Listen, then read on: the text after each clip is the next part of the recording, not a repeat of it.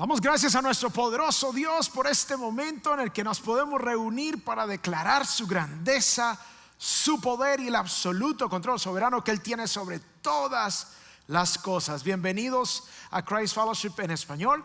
Mi nombre es José Alonso y tengo el privilegio de ser parte del equipo de enseñanza y predicación aquí en Christ Fellowship. Así que les damos la bienvenida a los que nos acompañan en alguna de nuestras sedes físicas en Miami y a los que nos acompañan por internet. Quiero invitarles a que lean conmigo en Mateo capítulo 24. Vamos a leer los 3 primeros versículos y hoy vamos a hacer una pausa en nuestra serie Liberados del libro de Éxodo, porque vamos a abordar un tema importante a la luz de los últimos eventos en el mundo, que es la guerra en Israel. Y hoy vamos a abordar el tema ¿qué dijo Jesús? Así que vamos a enfocarnos en Mateo capítulo 24 y vamos a leer estos 3 primeros versículos para iniciar. Leemos la palabra del Señor. Cuando Jesús salió del templo y se iba, se acercaron sus discípulos para mostrarle los edificios del templo, como diciendo: mira, Señor, qué grande, qué hermoso es esto. Pero Él les dijo: ¿ven todo esto? En verdad les digo que no quedará aquí piedra sobre piedra que no sea derribada. Estando Jesús sentado en el monte de los olivos, o sea, ya habían salido del templo, cruzaron el valle del Cedrón y fueron al monte de los olivos. Dice que se acercaron a Él los discípulos en privado y le preguntaron: dinos, ¿cuándo sucederá esto? O sea, lo que Jesús acaba de mencionar, que sería destruido el templo. ¿Y cuál será la señal de tu venida y la consumación de este siglo? ¿Cuándo se va a acabar esta era? ¿Cuándo va a ser el fin de este tiempo? Que el Señor bendiga su santa palabra. Podemos tomar asiento aquí en nuestras sedes en Miami. El sábado, muy temprano en la mañana, yo estaba visitando a mi hija en el estado de Carolina del Norte y empecé mi regreso, una larga manejada de 12 horas, muy temprano en la mañana. Así que a eso de las 6:30, un poquito más, recibí un texto de un hermano que coordina viajes a Israel y que hemos hablado algunas veces. Y él estaba contando cómo Israel estaba bajo ataque. Así que yo inmediatamente empecé a buscar las noticias como pude para ver lo que estaba sucediendo. Así que hemos visto algunas cosas hasta el día de hoy. Veamos este video que lo resume. Israel ha declarado la guerra a Hamás y ha iniciado el bombardeo de objetivos del grupo islamista en la franja de Gaza. Esto ocurre después de que Hamás lanzara este sábado por la mañana un ataque sorpresa sin precedentes contra Israel. Estamos en guerra, ha sentenciado Netanyahu. אזרחי ישראל, אנחנו במלחמה, לא במבצע, לא בסבבים, במלחמה. Los militantes de Hamás que gobiernan en la franja de Gaza lanzaron de madrugada un ataque múltiple sin precedentes contra Israel. Por un lado, lanzaron miles de cohetes contra territorio israelí que han dejado al menos un muerto y numerosos heridos. Por otro, decenas de combatientes de Hamás se infiltraron por la frontera israelí hasta la ciudad de Sderot, donde se desató una batalla con tropas israelíes. Otro choque armado se produjo en la misma frontera de Gaza, donde las brigadas de Al-Qassam aseguran haber secuestrado a decenas de soldados israelíes muertos y heridos. Netanyahu ha ordenado llamar a filas a los reservistas del ejército israelí y prometido que jamás pagará un precio que no ha conocido hasta ahora. La comunidad internacional reacciona alarmada ante este estallido bélico súbito y brutal. Ahora, en medio de todo esto, empezamos a preguntarnos: ¿es este el fin? ¿Es esta la señal de los últimos tiempos? Israel está bajo ataque y escuchamos muchísimas cosas en las noticias. Muchas personas quieren traer su propia opinión y quieren hablar del cronograma profético, y todo esto genera una confusión tremenda. ¿Qué debemos hacer? Así que quiero compartir con ustedes hoy la idea principal de este mensaje, la cual es: lo que está por venir nos debe motivar a vivir para Dios. Lo que está por venir nos debe motivar a vivir para Dios. Pero la pregunta es: ¿qué es lo que está por venir? ¿Qué es lo que va a suceder? ¿Cuál es ese cronograma? ¿Cómo sabemos en qué momento estamos? Así que eso es lo que vamos a responder a la luz de las palabras de Jesús en lo que se conoce como el Sermón de los Olivos, porque se dio allí en el Monte de los Olivos. Y quiero iniciar hoy con el punto número 1. el cual es: el fin de esta era será la segunda venida de Cristo. El fin de esta era será la segunda venida de Cristo. Y los que están tomando notas, la primera palabra allí en este punto es segunda venida de Cristo. Vamos a volver a Mateo capítulo 24 versículo 3 para definir cuál es el periodo del tiempo que Jesús está hablando aquí en Mateo 24. Dice: estando Jesús sentado en el monte de los olivos, se acercaron a él los discípulos en privado y le preguntaron: dinos, ¿cuándo sucederá esto? Primero, haciendo referencia a la destrucción del templo. ¿Y cuál será la señal de tu venida y de la consumación de este siglo? Entonces, lo primero que vamos a notar, y vamos a ver aquí un cuadro en el cual vamos a ver el periodo de tiempo en el cual nos vamos a estar enfocando. Entonces, lo primero es la primera venida de Cristo. Ese es el primer evento que vamos a tener en nuestro cuadro. Entonces, la primera venida de Cristo. Entonces, ¿cuál es el paréntesis del tiempo que Jesús marca? Luego él habla o el texto habla de que los discípulos le preguntaron: ¿cuál será la señal de tu venida? O sea que es la segunda venida, es el cierre del paréntesis. Entonces, lo que vamos a hablar acá de que Jesús enseñó en Mateo 24 cubre precisamente este espacio de tiempo entre la primera venida de Cristo, que está manifiesta allí. Jesús está encarnado, hablando con los discípulos, presente en la tierra en cuerpo, alma, espíritu y todo lo demás que compone el ser de Jesús. Y lo que Jesús va a describir va a marcar este paréntesis hasta su segunda venida. Así que el fin de esta era se marcará con la segunda venida de Cristo. Así que eso es lo que está hablando precisamente aquí. Muy bien. Por eso el primer punto era: el fin de esta era será la segunda venida de Cristo. Vamos al punto número 2. Jesús nos da las señales antes del fin. Recordemos, ¿cuál fin? Su segunda venida, porque es el fin de esta era, de este periodo de tiempo. Entonces Jesús nos va a dar las señales. Así que vamos a ver un listado de señales que Jesús nos da en este texto. Empezamos en el versículo 4 de Mateo 24. Jesús les respondió, o sea, les responde la pregunta: ¿cuándo se va a destruir el templo y cuándo será tu venida y el fin de esta era? Jesús les respondió: tengan cuidado de que nadie los engañe. Cuidado, esto es un mensaje para todos nosotros. Cuidado de que nadie nos engañe, porque muchos vendrán en mi nombre diciendo: yo soy el Cristo. Y el mismo Jesús dice que engañarán a muchos. O sea que lo primero que vamos a ver aquí es falsos cristos. Ese va a ser la primera señal que vamos a ver aquí en nuestro cuadro: falsos cristos. Estos falsos cristos serán todos aquellos que se levanten para decir que ellos son el Mesías y que ya ha regresado Jesús y que esta es la segunda venida. Ahora, si nosotros miramos un cuadro comparativo, nos daremos cuenta que a lo largo de los años se han aumentado aquellas personas que dicen ser falso o que dicen ser Cristo siendo falsos cristos. Entonces tenemos en los años 1600, por ejemplo, tenemos el registro de un falso Cristo.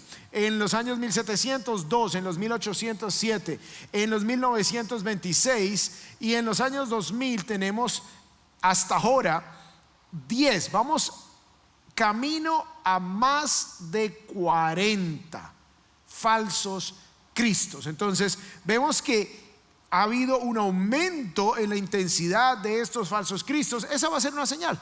Muchos van a decir que son Cristo, pero no lo son. Pero lo que nos dice Jesús aquí es importantísimo. Versículo 6: ustedes van a oír de guerras y rumores de guerras.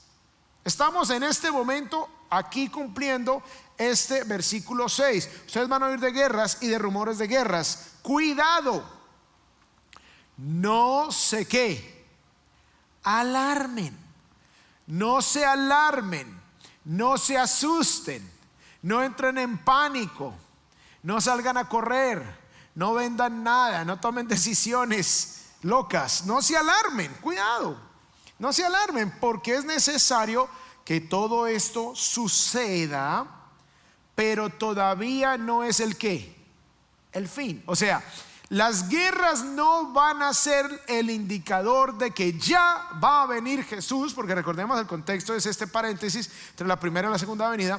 Las guerras no van a ser el determinante final, van a ser uno de los elementos que se van a manifestar, pero no va a ser el fin. Dice, porque se levantará nación contra nación y reino contra reino. Muy bien, entonces volvemos a nuestro cuadro. Entonces habíamos hablado que se manifiestan algunas cosas. Primero, los falsos cristos. Y los que están tomando nota, el primer punto de la palabra a completar es falsos. El segundo punto a completar es guerras y rumores de guerras. Ahora, nos encontramos precisamente en este momento. Se desata la guerra en Israel. Hemos escuchado de guerras ya por mucho tiempo. Al principio de este siglo, la Primera Guerra Mundial, luego vino la Segunda Guerra Mundial, luego diferentes guerras, la guerra en el Golfo Pérsico, en Irak, la guerra en Afganistán y todas estas guerras. Y ahora Estados Unidos movilizó un portaaviones hacia la zona de Israel y está enviando armamento. Irán puede estar involucrada, otros grupos terroristas como Hezbollah desde Siria y Líbano ya están empezando a hacer ataques en el borde norte de Israel, allí en los montes de Golán. Entonces todo esto, guerras, rumores de guerras, esto puede escalar tremendamente rápido y convertirse en una guerra en toda la zona y aún potencialmente una guerra mundial. Pero Jesús dijo, todavía no es el fin. Entonces no se alarmen, es lo que Jesús dijo. Tranquilos, no se asusten, esto debe suceder y van a escuchar de guerras y rumores de guerra, pero tranquilos, todavía no es el fin. Luego viene el versículo 7 aquí de Mateo 24, la segunda parte, y dice, y en diferentes lugares habrá hambre y terremotos, pero esto solo es el comienzo de dolores. Curiosamente, esta expresión comienzo de dolores en griego es dolores de parto. O sea, Jesús dice, todo esto es como los dolores de parto, el inicio. Todos los que han en sus familias recibido bebés saben muy bien, las mujeres de primera mano obviamente, porque son las que sienten los dolores, y los demás alrededor de las mujeres que ya están listas para dar a luz, nos damos cuenta de que una de las características es que las contracciones van aumentando no solamente la frecuencia, sino la intensidad. Entonces esto se va aumentando y se va haciendo cada vez más fuerte. Pero dice Jesús, este es solamente el comienzo de los dolores de parto. Volvemos a nuestro cuadro y vamos a completar el punto número 3, y es terremotos y hambrunas. Entonces tenemos falsos cristos, guerras, rumores de guerras, terremotos y hambrunas.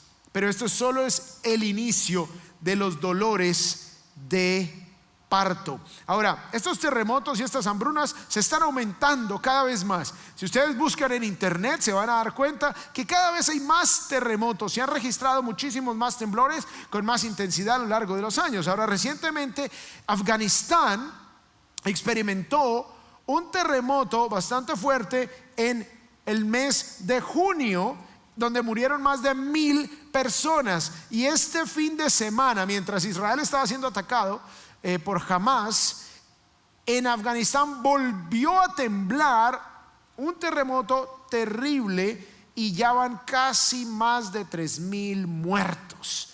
Entonces estos terremotos aumentan, las guerras, los terremotos, las hambrunas, y todo esto va ganando un poco de intensidad. Ahora miremos lo que nos dice el versículo 9 del capítulo 24. Entonces, dice Jesús, aparte de todo esto, los entregarán. ¿A quiénes? A los cristianos. A tribulación, los matarán y serán odiados de todas las naciones por causa de mi nombre. O sea, por causa de seguir a Jesús vamos a ser entregados a tribulación, nos van a matar, seremos odiados de todas las naciones. Muchos se apartarán de la fe entonces y se traicionarán unos a otros, y unos a otros se odiarán. Así que una cuarta manifestación de las señales del fin va a ser odio contra los cristianos. Así que vamos a completar allí. Odio es la palabra para el punto número 4, los que están tomando nota. Odio para los cristianos. Recordemos, todo esto va a suceder entre su primera venida y su segunda venida, y de alguna manera hoy lo vemos. Ha habido momentos en la historia donde recientemente ser cristiano estaba de moda. Ahora ya no está de moda, porque ahora te cancelan en tus redes sociales si tú te paras firme en tus convicciones cristianas, si tú defines la familia como la Biblia lo define, si tú condenas lo que la Biblia condena, te van a cancelar, vas a perder amigos, vas a perder relaciones, aún tu propia familia te va a rechazar. Hoy día no te dejan hablar. Hoy día en otras partes del mundo queman las iglesias, matan los pastores, matan los líderes que proclaman el nombre de Cristo, desplazan cristianos por todo lado. Todo eso es parte de lo que ha de suceder. Muy bien, vamos al siguiente, la siguiente señal. Mateo 24:11 dice: se levantarán muchos falsos, ¿qué? Así es, profetas, y a muchos engañarán. Entonces no solamente va a venir los terremotos y la hambruna, no solamente el odio contra los cristianos, sino vemos en nuestro cuadro de nuevo, van a haber falsos maestros. Esa es la otra palabra clave: falsos maestros. Y todo esto ocurrirá entre la primera y la segunda venida de Cristo. Hoy es muy evidente, aún dentro del cristianismo hay muchos falsos maestros. El evangelio de la prosperidad, donde te prometen que Dios supuestamente te va a hacer rico. Está el movimiento de la palabra de fe, de que tú proclames se va a hacer, como si fuera un show de magia, y todo este tipo de cosas, el pensamiento positivo, y todas estas corrientes de pensamiento oriental que simplemente quieren desdibujar el evangelio verdadero y puro. Vemos un poco de milagreros que parecen es más bien como gurús y chamanes, y todo eso es parte de lo que Jesús anunció: falsos maestros. Muy bien, vamos al versículo 14 de Mateo 24. Luego aquí leemos: y este evangelio del reino se predicará en todo el mundo como testimonio a todas las naciones. La palabra naciones aquí es la palabra en griego de donde viene en español la palabra etnia. Entonces a todas las etnias todas las etnias recibirán el testimonio del evangelio, y entonces vendrá el fin. O sea, algo crucial que el Señor Jesús dice es que el nivel de evangelización a todas las etnias del mundo marcará una señal definitiva para que entendamos que ya entonces el Señor está por venir. Muy bien, entonces volvemos a nuestro cuadro. La última señal que nos da aquí Jesús en este grupo de señales es el evangelio a todas las naciones. Ahora, si nosotros lo pensamos, en el mundo hay aproximadamente 17.500 grupos étnicos. 7.400 de ellos todavía no son alcanzados. Se consideran grupos no alcanzados aquellos grupos donde no hay presencia de una iglesia entre ellos, y menos del 1 o 2% de la población han escuchado de Jesús, o son creyentes más bien. Entonces tenemos lo que se conoce como la ventana 1040. La ventana 1040 es básicamente esta ventana en el mundo de latitud 1040, en donde se encuentran la mayoría de países que no han escuchado el nombre de Jesús, o que en este momento de la historia hay grupos étnicos que no lo han escuchado. Porque por ejemplo aquí tenemos a Turquía, que ellos escucharon el nombre de Jesús, había mucha presencia cristiana, lo mismo en el norte de África, pero hoy día hay muchas etnias que no han escuchado el nombre de Jesús. Así que esto abarca el 42% de la población del mundo. Recordemos, hoy tenemos aproximadamente 8 billones de personas, o miles de millones en español, miles de millones de personas, y hay 3.4 miles de millones de personas que aún no han sido alcanzadas. Esto es muchísima gente. Bien, entonces volvemos a nuestro cuadrito para ver cómo es el panorama entre la primera venida, entre la segunda venida, y vamos a ver una línea aquí, una línea que nos marca como la intensidad, ¿sí? Esta línea va marcando, se va de pequeño a grande, porque se va haciendo como cada vez más falsos cristos, cada vez más guerras, rumores de guerra, cada vez más terremotos y hambrunas, cada vez más odio contra los cristianos, cada vez más falsos maestros, y cada vez más el mundo escuchará del evangelio. Entonces todo esto aumentará de manera progresiva, y lo estamos experimentando. Estamos viendo cómo estos 6 elementos se han ido intensificando a lo largo de la historia para llevarnos al punto donde estamos. Muy bien. Sin embargo, Jesús nos da un evento clave. Este evento es, mejor dicho, supremamente importante tenerlo en cuenta, porque cuando venga este elemento ya sabemos que el Señor está a la puerta. Punto número 3: la reconstrucción del templo, y estamos hablando del templo en Jerusalén, es el evento clave antes del fin. ¿Ok? Es el evento clave antes del fin. Vamos a ver lo que dice Jesús en el versículo 15 del capítulo 24. Dice acá: por tanto, cuando ustedes vean la abominación de la desolación, o sea, la abominación es algo repugnante, ¿cierto? Algo que causa odio y rechazo. Y de la desolación es un estado completo de vacío o de destrucción. Va a haber algo repugnante que va a dejar una destrucción, desolación. Y Jesús advierte que cuando vean esa abominación de la desolación, que ya vamos a mirar qué es esa abominación de la desolación, dice: de que se habló por medio del profeta Daniel. O sea, Jesús nos dice, el profeta Daniel anunció y habló acerca de esa abominación de la desolación, que será colocada en el lugar santo. Recordemos que el templo en Jerusalén tenía en su parte más central, tenía el lugar santo, tenía el lugar santísimo, que era donde solamente los sacerdotes podían entrar, y el lugar más, por decir así, sacro, era el lugar santísimo. Entonces dice que esa abominación será puesta ahí en el lugar santo. Dice: y el que lea, que entienda. O sea, vaya, estudie lo que dice Daniel y entienda lo que él dijo. Porque habrá entonces una gran tribulación. O sea, cuando aparezca esta abominación de la desolación, habrá una gran tribulación, tal como no ha acontecido desde el principio del mundo hasta ahora. O sea, será peor que cuando Dios trajo el diluvio, donde solamente se salvó Noé y su familia y los animales.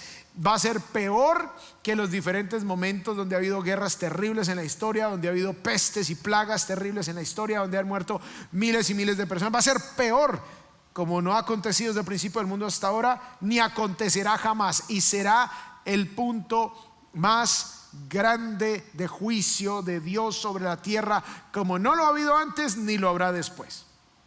Ok, entonces esto sucederá.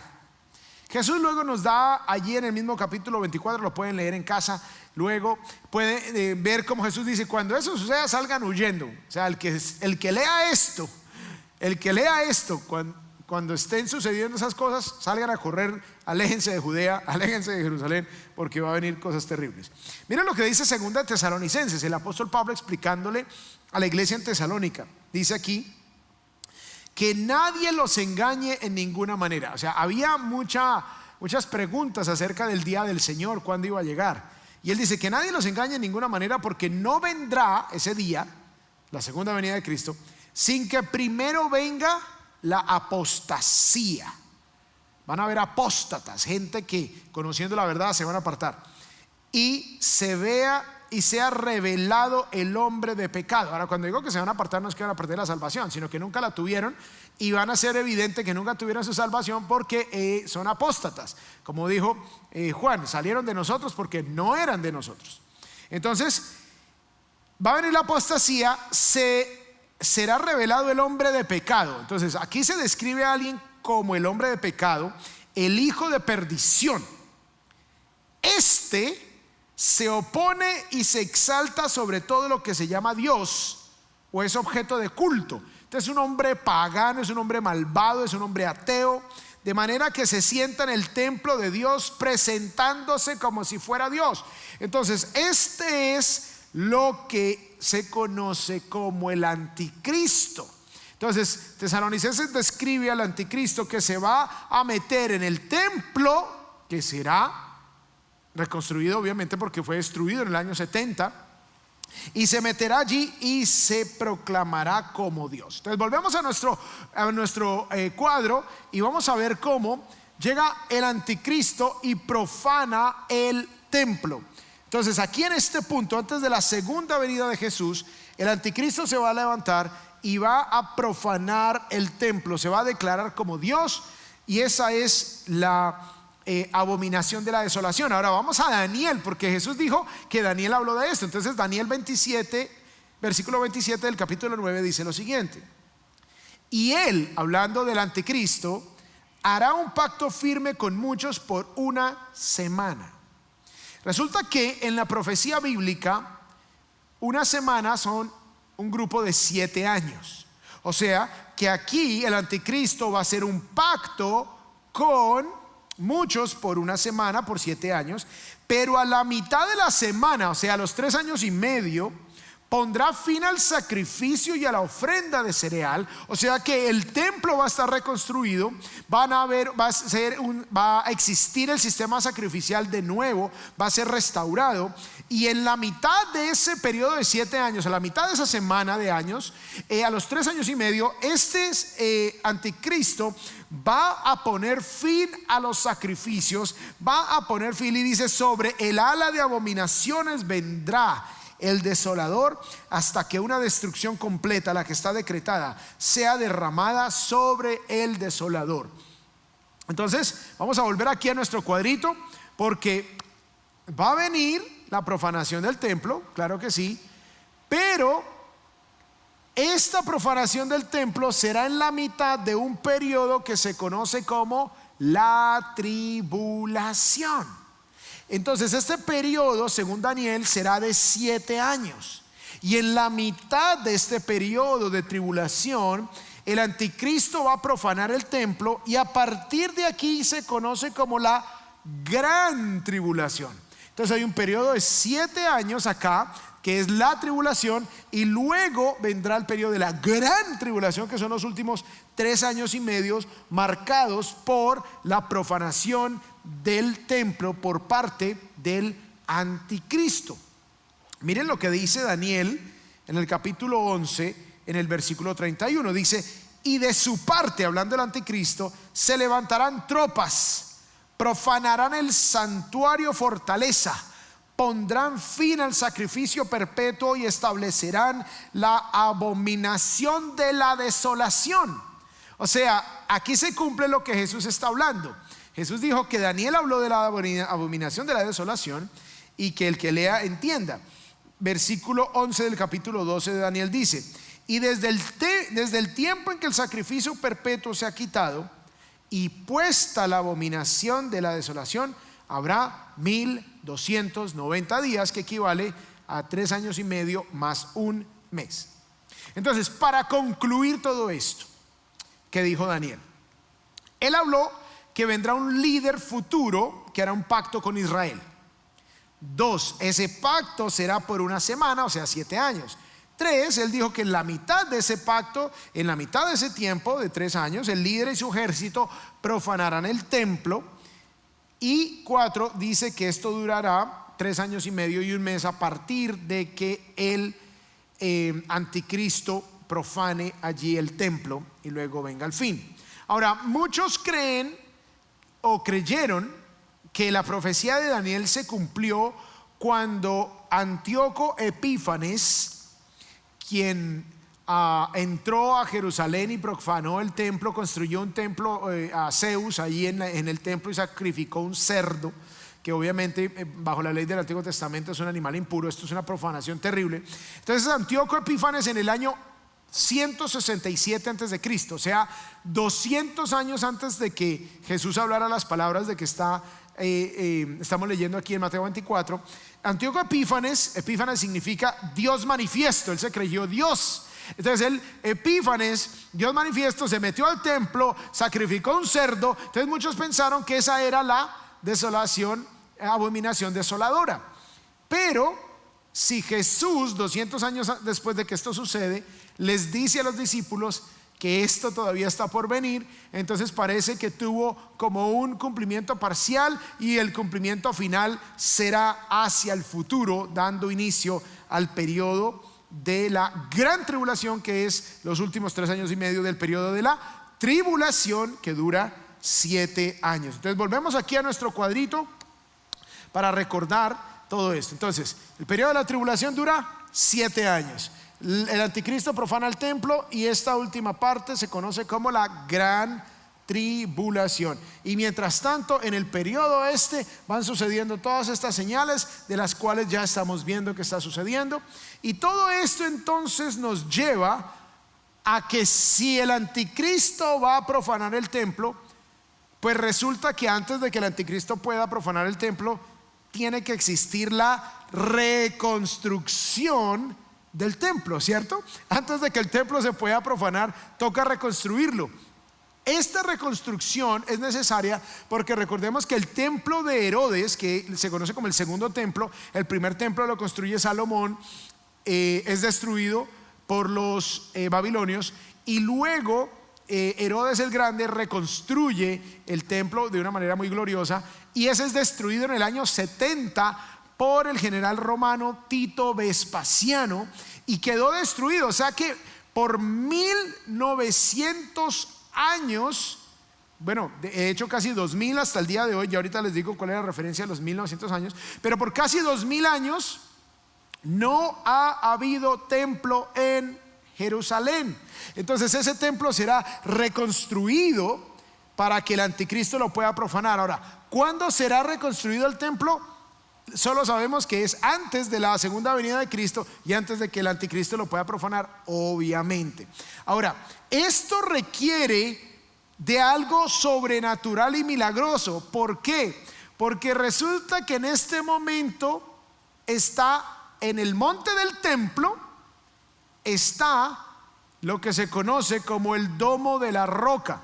Entonces, este es el monte del templo y este es el domo de la roca. Ahora, el domo de la roca es supuestamente fue construido encima de la piedra donde supuestamente Mahoma salió hacia el cielo en su caballo. Eso es lo que creen los musulmanes.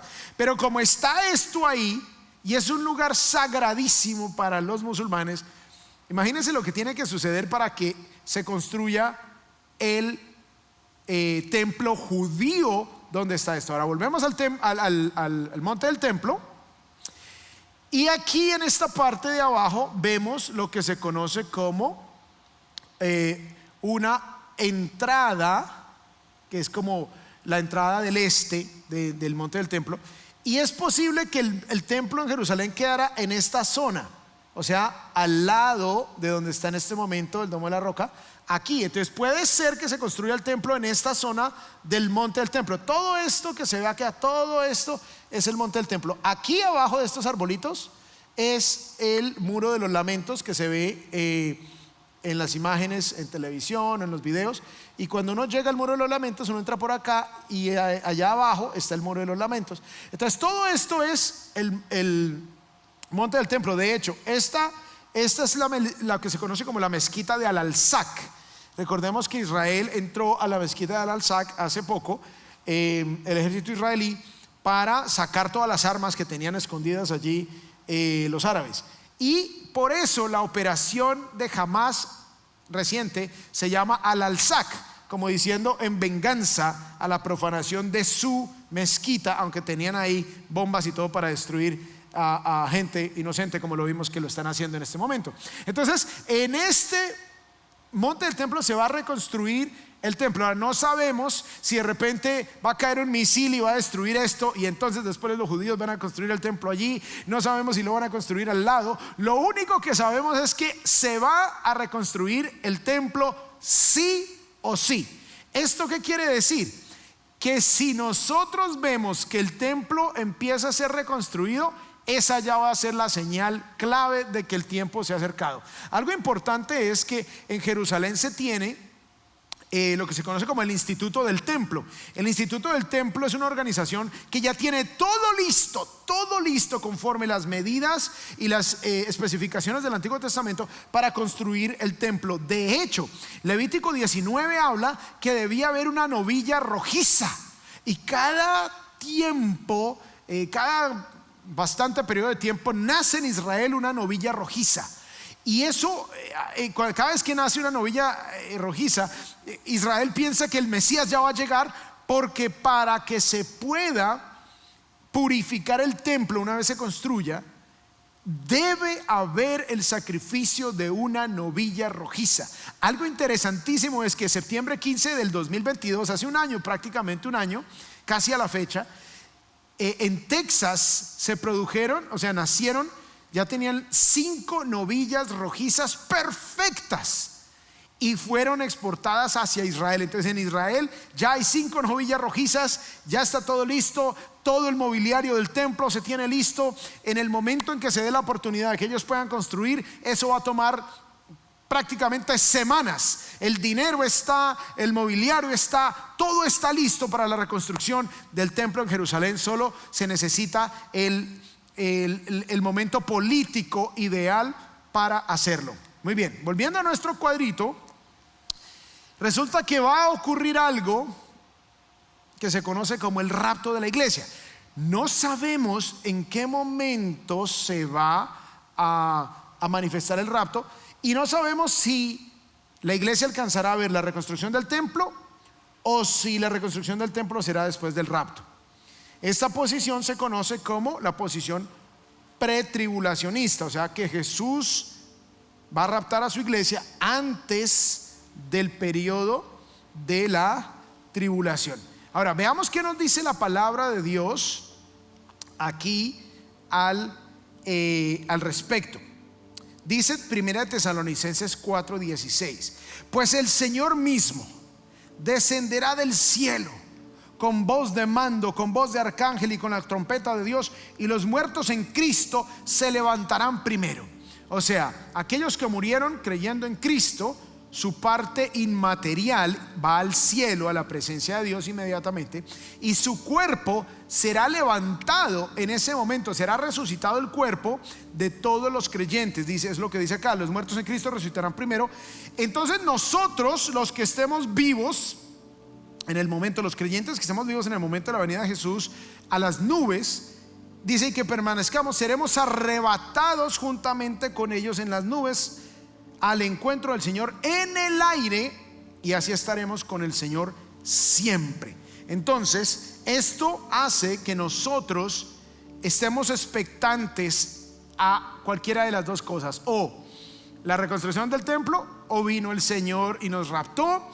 Y luego, mientras el mundo está en ese periodo de tribulación, la Biblia describe en Juan capítulo 14, que hace poco hizo un mensaje acerca de esto, de cómo el Señor anuncia que se iría a preparar lugar para nosotros en la casa del Padre, como lo hacía el novio de una boda judía. Luego regresaría por su novia, como lo hacía el novio en una boda judía, y llevaría a la novia a la casa del Padre. O sea, nos llevará al cielo con él mientras la tierra experimenta todos estos juicios, y durante ese tiempo se dará lo que se conoce como las bodas del Cordero. Es en ese tiempo donde también seguramente experimentaremos los galardones de Cristo, que dará a su iglesia, donde nos dará esas coronas para que se las presentemos a él. Durante ese tiempo la tierra estará experimentando la gran tribulación, y el rapto entonces marcará ese momento especial donde los creyentes, si están muertos, resucitarán, y si estamos vivos seremos arrebatados. Nuestro cuerpo será transformado en un abrir y cerrar de ojos. Ahora, obviamente Todo esto sucederá antes de la segunda venida de Cristo y marcará ese paréntesis entre su primera venida y su segunda venida. Ahora, algo importante es que para que Israel pudiese tener un templo allí en Jerusalén, primero Israel debía regresar a la tierra de Israel. La nación debía regresar a la tierra de Israel, porque sin regresar, ¿cómo iban a tener templo?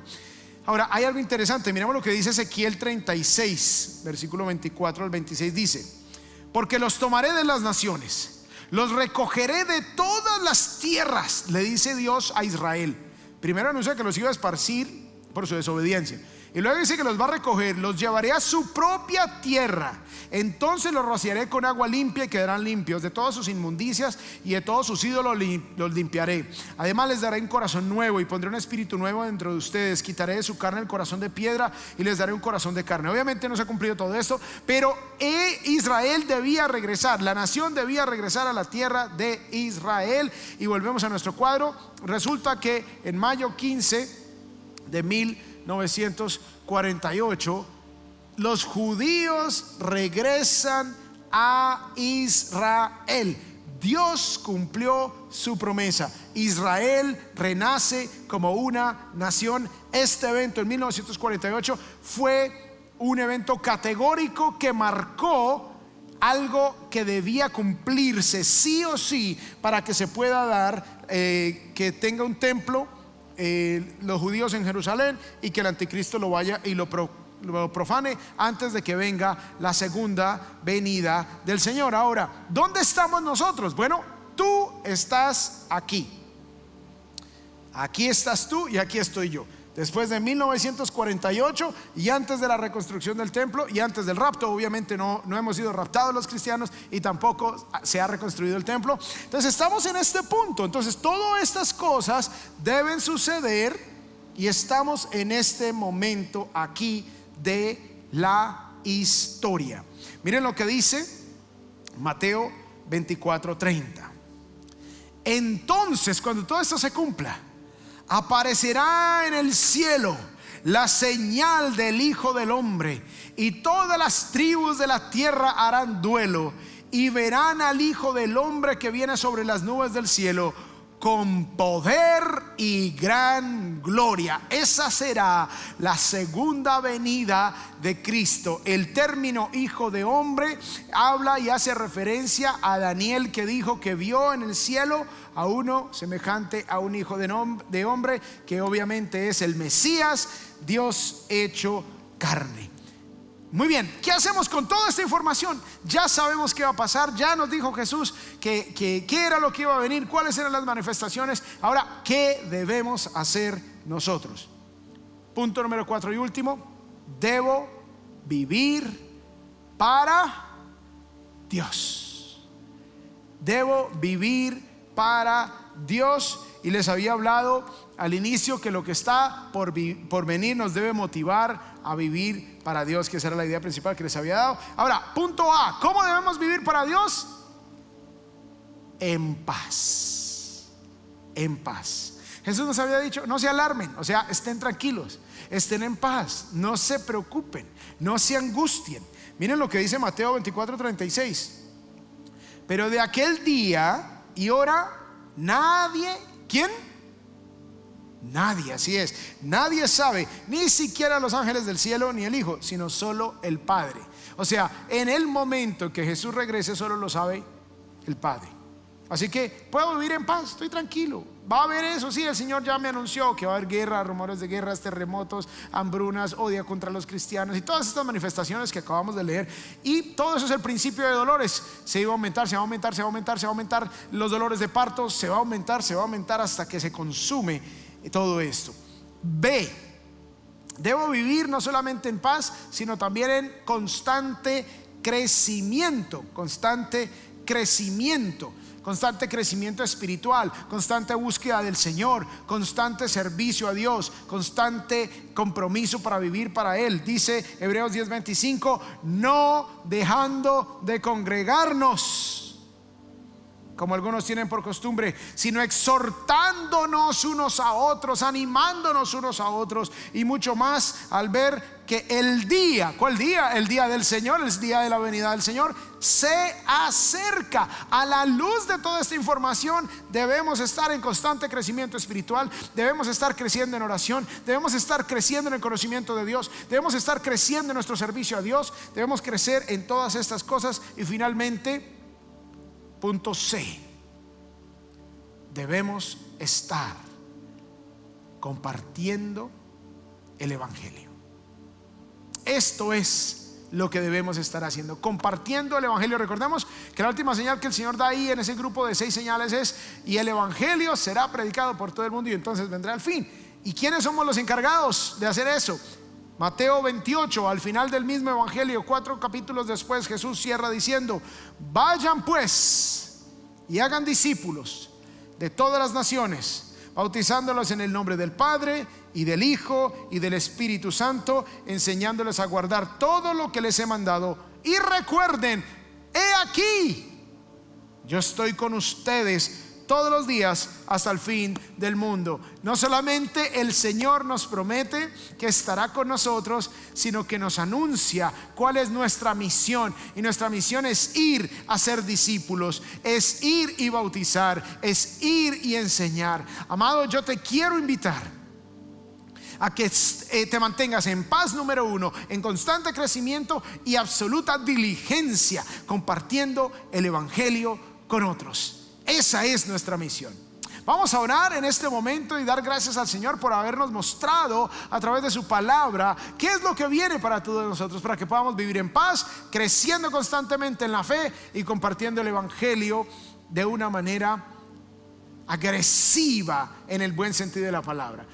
Agresiva en cuanto a salir, agresiva en cuanto a no estar dormidos, en cuanto a no dejarnos que las cosas obstaculicen ese compartir el Evangelio, que es el mensaje de amor, de que Dios ha amado al mundo de tal manera que envió a su Hijo unigénito para que todos los que crean en Él no se pierdan, mas tengan vida eterna. Vamos a orar. Dios,